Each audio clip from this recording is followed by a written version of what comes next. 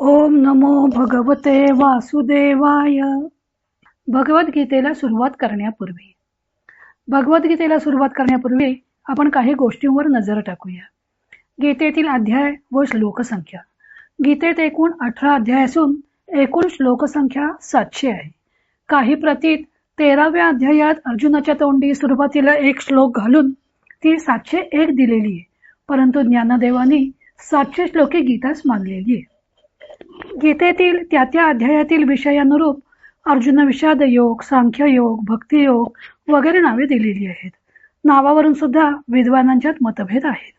तसेच गीतेत ज्ञानयोग, कर्मयोग, संन्यासयोग व भक्तियोग यापैकी कशाचा उपदेश केला आहे यावरूनही विद्वानांच्या मध्ये मतभेद आहेत.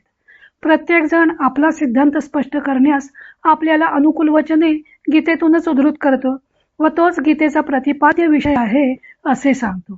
आद्य शंकराचार्यांनी गीता संन्यासपर मानलेली आहे, तर लोकमान्य टिळकांनी ती कर्मयोगपर मानलेली आहे. संकल्प अथवा पुष्पिका.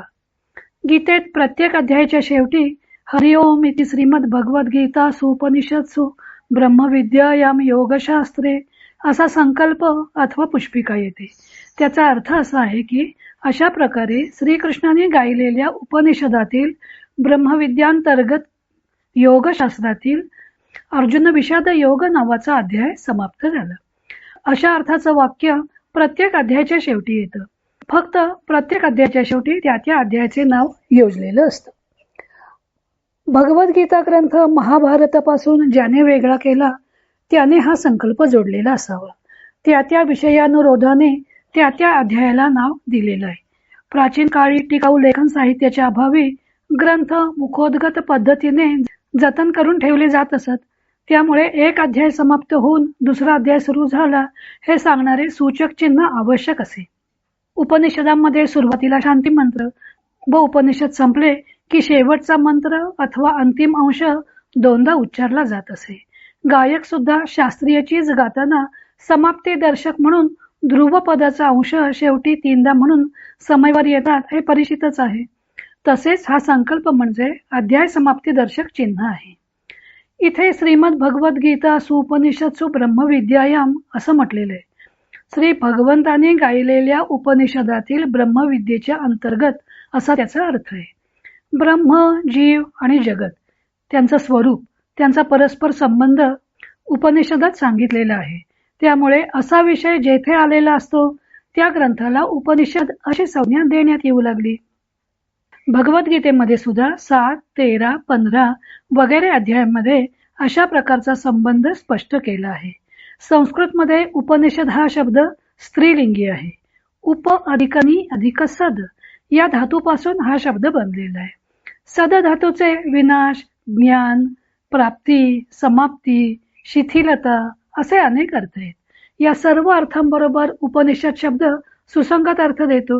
म्हणून उपनिषद म्हणजे अशी विद्या की जी सर्व अनर्थ उत्पन्न करणाऱ्या सांसारिक क्रियाकलापांचा नाश करते व संसाराला कारणीभूत होणारी सर्व बंधने शिथिल करते व या विद्येमुळे ब्रह्मज्ञानाची प्राप्ती होते.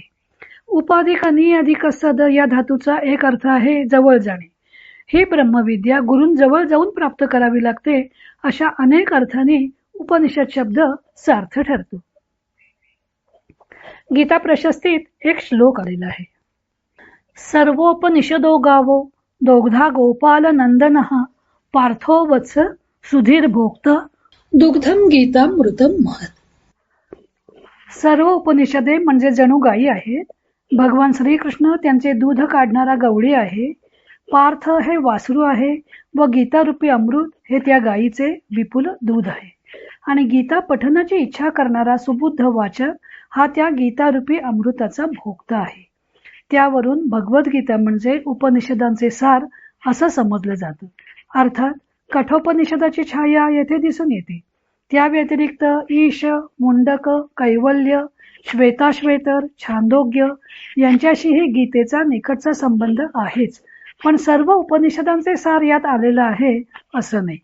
उपनिषदात सांगितलेल्या गोष्टींपेक्षा कर्मयोगाचा भाग यामध्ये ठसठशीतपणे दिसून येतो. हे या गीतोपनिषदाचं वैशिष्ट्य आहे. अनुस्वार उच्चारणाविषयी संस्कृतमध्ये अनुस्वारापुढे वर्गीय व्यंजन येत असेल तर त्या अनुस्वाराच्या ठिकाणी पुढे आलेल्या व्यंजनाच्या वर्गातील शेवटचं अनुनासिक येतं. वर्गीय व्यंजन म्हणजे क, च, ट, त, प या गटात येणारी व्यंजन. ही 5-5-25 आहेत. याचा नियम सांगणारं सूत्र आहे अनुस्वारस्य यै परसवर्ण. उदाहरणार्थ आनंद हा शब्द बघू. मराठीमध्ये आपण न वर अनुस्वार देऊन हा शब्द लिहितो. नियमानुसार अनुस्वारापुढे द हे त वर्गातले व्यंजन आहे, तेव्हा त्या अनुस्वाराच्या ऐवजी त वर्गातलं शेवटचं न हे अनुनासिक येईल आणि त्याचं लिखाण आणि उच्चार आनंद असा होईल. म्हणजे अनुस्वाराचा उच्चार म होणार नाहीये, तर आनंद न ला द असाच उच्चार होईल आणि लिखाणही असंच केलं जाईल. तसंच पुढचं सूत्र आहे वा पदांतस्य. म्हणजे अनुस्वार जर पदांती असेल तर परसवर्ण विकल्पाने होतो. उदाहरणार्थ त्वम करोशी. त्वम मध्ये अनुस्वार आहे ते पदाच्या अंती आहे. पद म्हणजे त्वम हे पद झालं किंवा आनंद हे पद झालं, पण आनंद मधला अनुस्वार हा पदाच्या शेवटी आलेला नाहीये, तर मधल्या न या अक्षरावर आलेला आहे.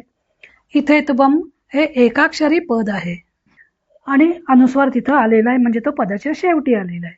आणि पुढे आहे करोशी. त्वम करोशी म्हणजे तू करतोस. आता पहिल्या सूत्राप्रमाणे त्वम मधील अनुस्वारापुढे क हे व्यंजन आलं, तेव्हा मागच्या अनुस्वाराऐवजी त्या क वर्गातील ङ हे व्यंजन येईल. क, ख, ग, ग, ङ. ते ङ हे शेवटचं अनुनासिक अनुस्वाराच्या ऐवजी येईल आणि त्वं करोशी असं संधी होईल.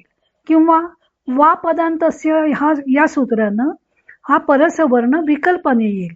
म्हणजेच पहिला नियम न लावता त्वं करोशी असं लिहिलं व उच्चार केला तरी चालेल. त्वं करोशी किंवा त्वं करोशी. काही सदस्य गीता परिवारामध्ये गीता शिकून आलेले आहेत.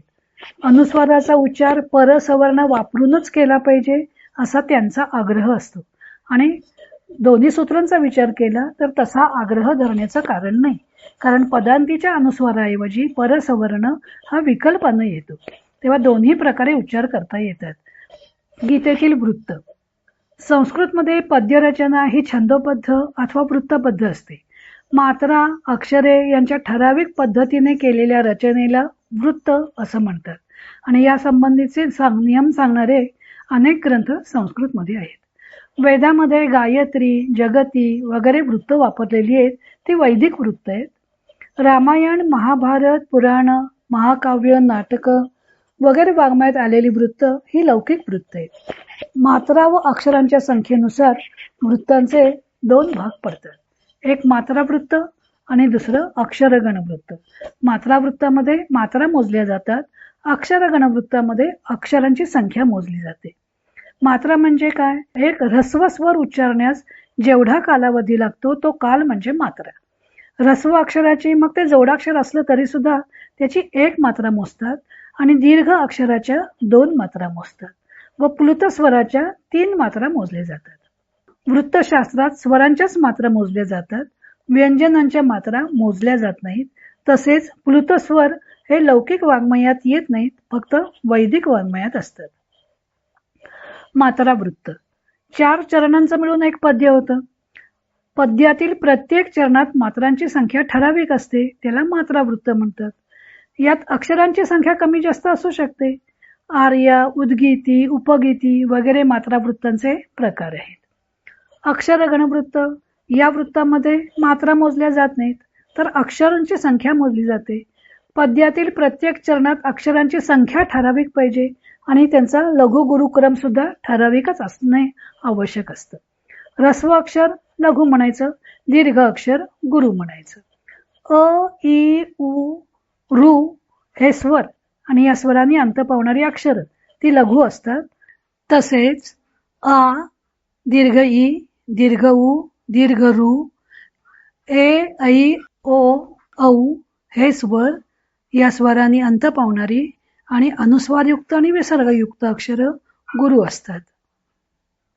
जोडाक्षर सुद्धा ऱ्हस्व स्वराने युक्त असेल तर ते लघुच अक्षर असतं, पण जोडाक्षरा मागील ऱ्हस्व अक्षर असलं तरी सुद्धा ते जोडाक्षर उच्चारण्यास मागील अक्षरावर जोर द्यावा लागतो, त्यामुळं मागील अक्षर ऱ्हस्व असलं तरी गुरु मानलं जातं.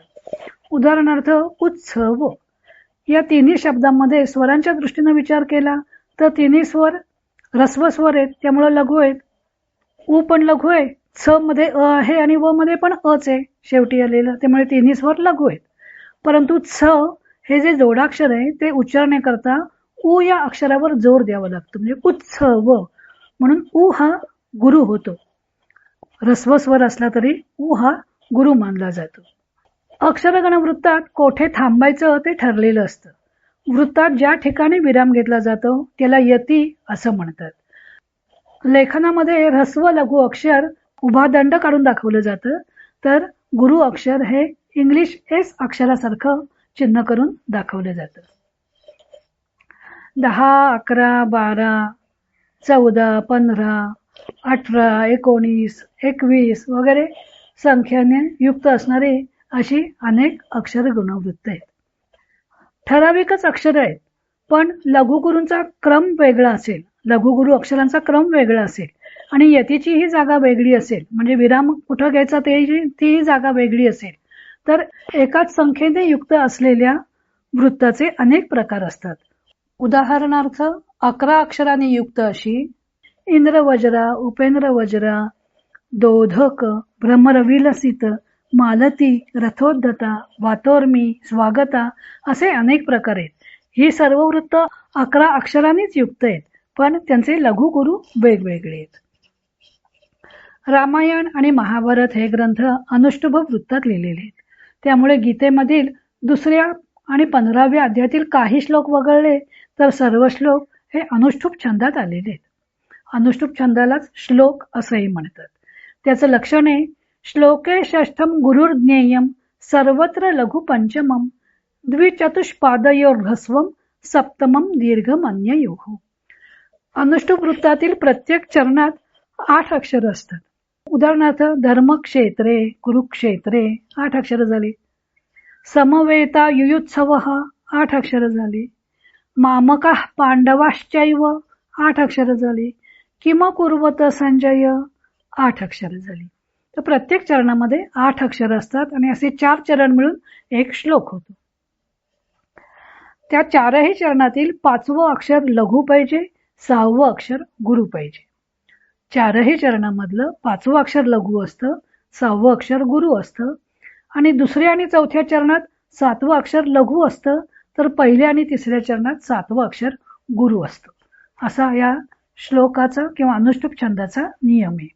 उदाहरणार्थ यदा यदा हि धर्मस्य ग्लानिर्भवती भारत याचं लेखन करून दाखवलेलं आहे. आपण फक्त पहिलं बघूया. यदा यदा ही पहिली 4 अक्षरं गेली, आपल्याला 5, 6 आणि 7 या 3 अक्षरांचेच नियम बघायचा आहे. यदा यदा ही धर्म हे 5, 6 आणि 7 नंबरचे अक्षर आहेत. त्यापैकी ही ऱ्हस्व आहे लिहिलं. धर्म मध्ये म हे पुढे जोडाक्षर आलेलं आहे म्हणून ध दीर्घ झालं आणि धर्मस्य र्म अक्षराच्या पुढे स्य हे जोडाक्षर आलेले आहे म्हणून र्म हे सुद्धा अक्षर दीर्घ झालं. म्हणजे धर्म ही दोन्ही अक्षर स्वस्वरांना अंत पावत असून सुद्धा ही दीर्घ आहे, कारण पुढे जोडाक्षर आलं असल्यामुळं. ग्लानिर्भवती भारत इथं मध्ये ती भार असे 5, 6, 7 नंबरचे अक्षर आहेत. याच्यात ऱ्हस्व गुरु ऱ्हस्व, कारण ह्या 2ऱ्या चरणामध्ये 7वं अक्षर गुरु पाहिजे. तसंच अभ्युत्थानम धर्मस्य तदात्मानं सृजाम्यहम 5वं अक्षर लघु, 6वं अक्षर गुरु सर्वच ठिकाणी. आणि 1, 3 आणि 2, 7 याच्यामधल्या 7व्या अक्षराबद्दल फरक आहे. 1, 3 मध्ये 7वं अक्षर गुरु आणि 2, 4 मध्ये 7वं अक्षर लघु.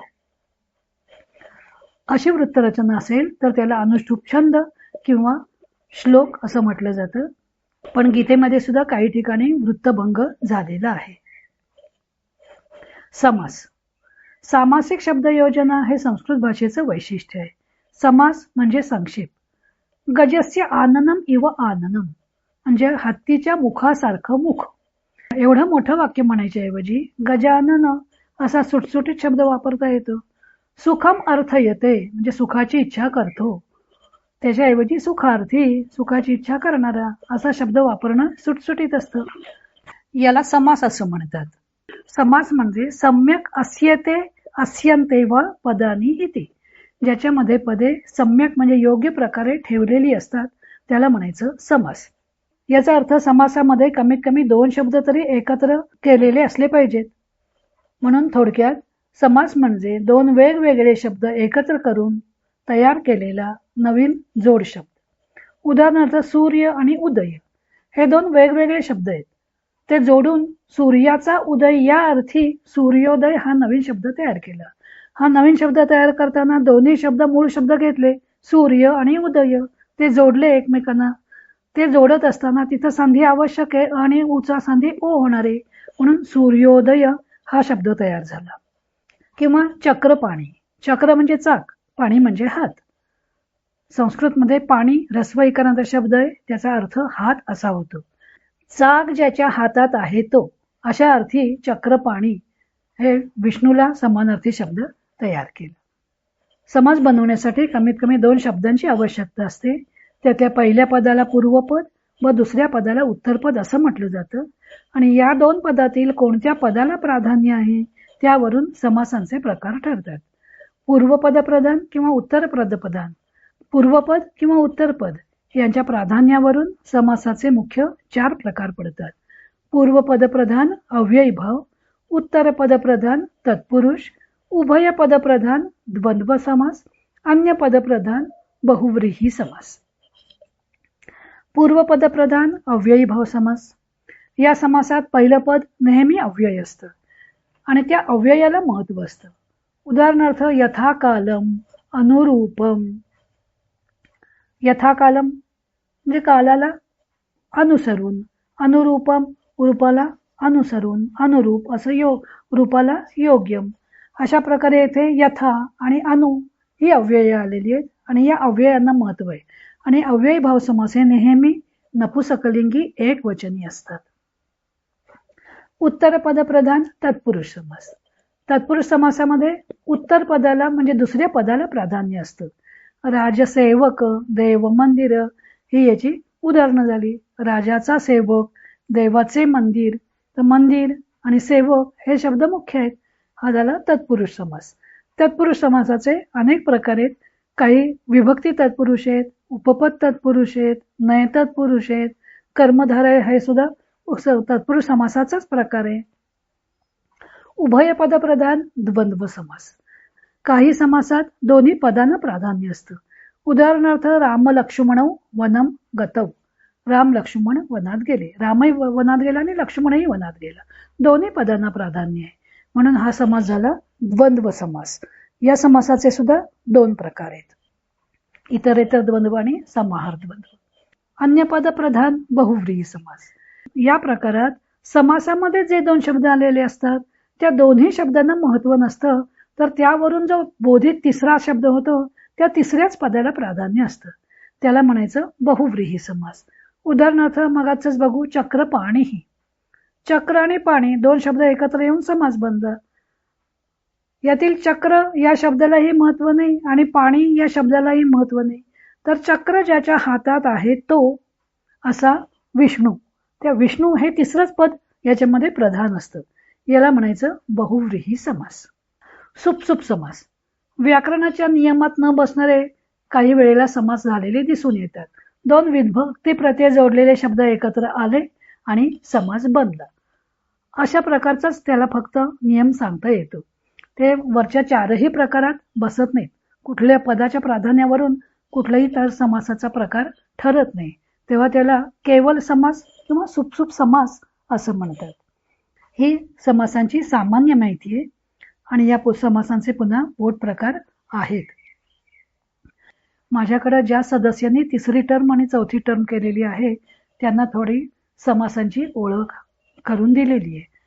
ज्यांनी 1ली टर्म किंवा 2री टर्म केलेली आहे त्यांचा समास प्रकरणही अजून झालेली नाहीये, पण गीतेमध्ये सामासिक शब्द येतात, त्यामुळे त्यांची थोडक्यात तोंड ओळख करून देण्याकरता ही समासांची माहिती दिलेली आहे. आणि एक प्रकार बघायचा आहे म्हणजे पुरुष. पुरुष या शब्दाचा सामान्य अर्थ आहे नर म्हणजे मनुष्य, असा जरी होत असला तरी व्याकरणात हा शब्द क्रियापदाने सांगितलेली क्रिया करणारा कोण अशा अर्थानं वापरला जातो. व्याकरणात पुरुष 3 आहेत सर्व भाषांमध्ये. प्रथम पुरुष, द्वितीय पुरुष, तृतीय पुरुष, first person, second person, third person किंवा उत्तम पुरुष, मध्यम पुरुष, प्रथम पुरुष. क्रियापदाने सांगितलेली क्रिया करणारे कर्ते हे 3च प्रकारचे असू शकतात. एक कर्ता स्वतःविषयी सांगतो, बोलतो, तेव्हा तो प्रथम पुरुष. म्हणजे उदाहरणार्थ, म्हणजे मी बाजारात जाणार आहे, आम्ही फळे खातो. येथे मी आणि आम्ही हे कर्ते आहेत आणि ते क्रियापदानं सांगितलेली क्रिया करतात म्हणून ते करतेत. मराठी आणि इंग्लिशमध्ये याला प्रथम पुरुष म्हटलं जातं, तर हिंदीमध्ये आणि संस्कृतमध्ये याला उत्तम पुरुष म्हटलं जातं. कर्ता जेव्हा ऐकणाऱ्या विषयी बोलतो तेव्हा तो द्वितीय पुरुष असतो. उदाहरणार्थ, तू सिनेमाला जाणार का, तुम्ही पर्यटनाला जाता वगैरे.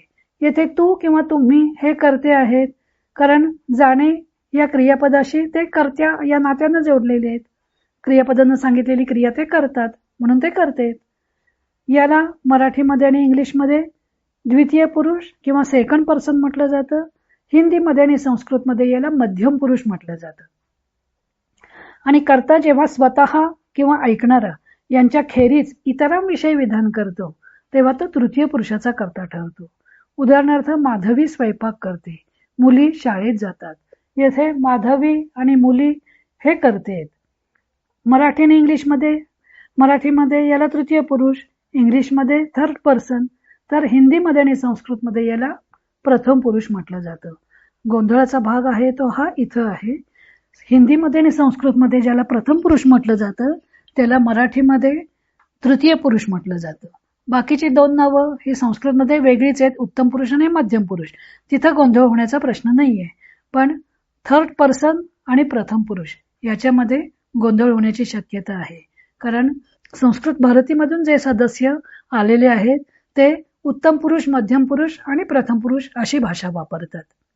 मी मराठीतूनच शिकवत असल्यामुळं उत्तम पुरुष, मध्यम पुरुष असं न म्हणता किंवा न लिहिता इंग्लिश प्रमाणे किंवा मराठीप्रमाणे प्रथम पुरुष, द्वितीय पुरुष, तृतीय पुरुष असं व्याकरण विवेचनामध्ये लिहिलेलं आहे.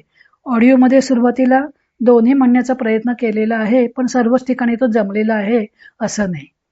संस्कृतमध्ये एक द्विवचन जास्त आहे, त्यामुळं प्रत्येक पुरुषाची 3 क्रियापदं होतात, एकवचनी, द्विवचनी आणि बहुवचनी. त्यामुळं एका धातूपासून, क्रियापदाचं जे मूळ रूप असतं त्याला धातू म्हणतात, त्यामुळे एका धातूपासून 9 क्रियापदं तयार होतात आणि योग्य कर्त्यापुढे ती ठेवावी लागतात. संस्कृत भारतीमध्ये जे शिकलेले आहेत त्यांच्या करता खुलाशासाठी खाली हे कोष्टक दिलेलं आहे. मराठीमध्ये प्रथम पुरुष म्हणजे हिंदीमध्ये उत्तम पुरुष, मराठीमध्ये द्वितीय पुरुष म्हणजे हिंदीमध्ये मध्यम पुरुष, मराठीमध्ये तृतीय पुरुष म्हणजे हिंदीमध्ये प्रथम पुरुष. हा भाग एवढा लक्षात घ्या. पुढे व्याकरण विवेचनातील संक्षेपांचा खुलासा केलेला आहे. गीतेच्या अभ्यासाला सुरुवात करण्यापूर्वी ही काही प्राथमिक माहिती मी तुम्हाला दिलेली आहे. आता पुढच्या तासापासून आपण प्रत्यक्ष गीता ध्यानापासून सुरुवात करणार आहोत.